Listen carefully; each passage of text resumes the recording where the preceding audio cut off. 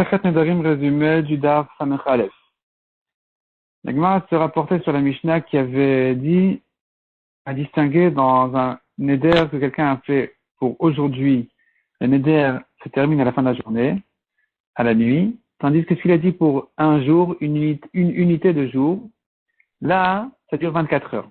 La Gemara avait demandé s'il a dit Yom, tout court, ni une journée, ni aujourd'hui. Entre les deux, un jour, Yom, est-ce que, eh bien, ça va durer jusqu'à la fin jusqu'à la nuit, ou bien c'est comme une journée de 24 heures?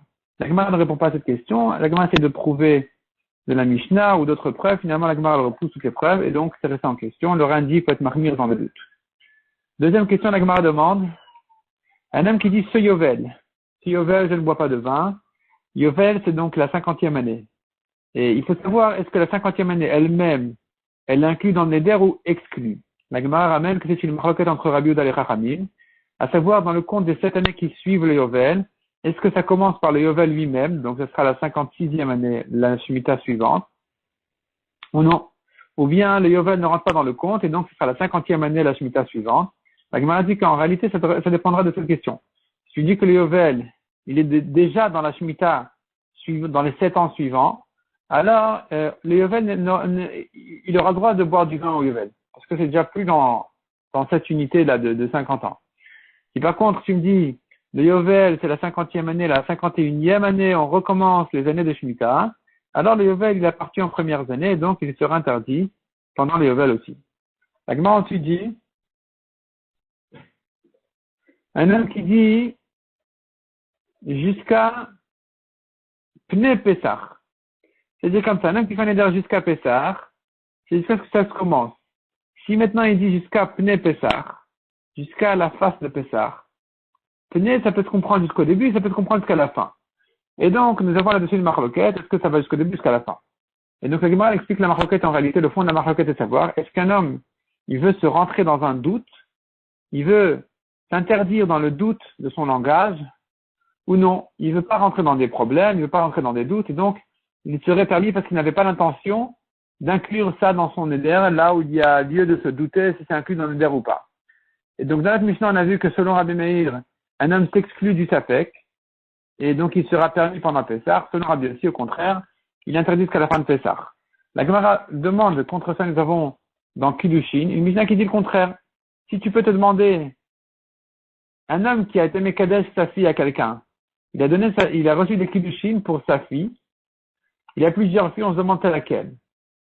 Il a dit la grande.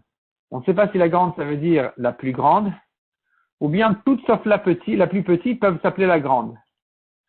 Et donc ici, tu as un doute à nouveau sur les Kiddushin.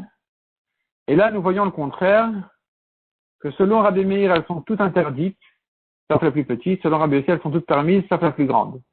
La Gemara dit donc qu'il faut corriger chez nous et dire que selon Rabbi Meir, qui dit un homme se rentre dans le Safek, un homme se rentre dans le doute, alors effectivement, on dirait que tous les jours de Pessah sont inclus dans son éder. Il a l'intention de se rentrer dans les jours de doute, et donc tout est interdit. Alors que selon Rabbi Yossi, non. Selon Rabbi Yossi, dès que Pessah arrive, puisqu'il y a lieu de se douter si c'est inclus dans son éder ou pas, il n'a pas l'intention de s'interdire dans ces jours-là, de même qu'un homme n'a pas l'intention d'interdire toutes ses filles. Selon Rabbi Yossi, ce n'est que la première qui est interdite. Toutes les autres ne rentrent pas dans le doute. Et bien, ici aussi, donc, dès qu'arrive Pessah, c'est fini, le éder est terminé. Mishnah suivante. Un homme qui dit, jusqu'à la récolte, donc du blé, des raisins, des olives, dès que ça commence, dès que la saison commence, c'est terminé le neder. Voici la règle, dit la Mishnah.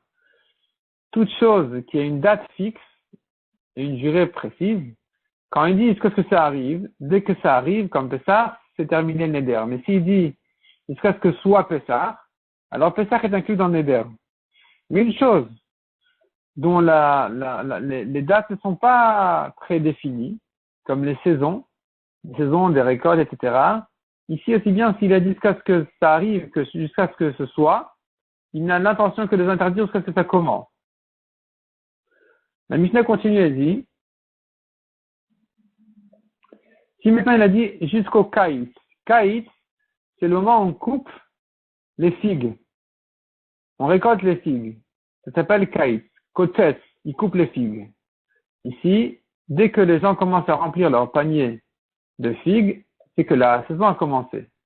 Si maintenant il a dit jusqu'à ce que passe cette saison-là de kaït, quand est-ce qu'elle se termine? Le jour où les gens ils rangent leurs ciseaux ou leurs couteaux qui servent à couper les figues, c'est là où je sais que la saison s'est terminée. Si maintenant, la Gemara ramène le cas d'un homme qui s'interdit les fruits du kaït. Donc kaït, en hébreu moderne, ça voudrait dire peut-être l'été, mais ici on parle des fruits du kaït qui veut dire les fruits qui se coupent de l'arbre. Donc est-ce que, bon, ici c'est sûr que les figues sont interdites, la question elle est sur les raisins. Eh bien, selon Tanakama, les raisins sont permis. Selon Rabban Shimon ben Gamliel, les raisins sont interdits. Et la Gemara explique que dans le mot kaït, on pourrait discuter si ça inclut les raisins qui se coupent des fois avec la main ou que les figues qui se coupent toujours qu'avec la main.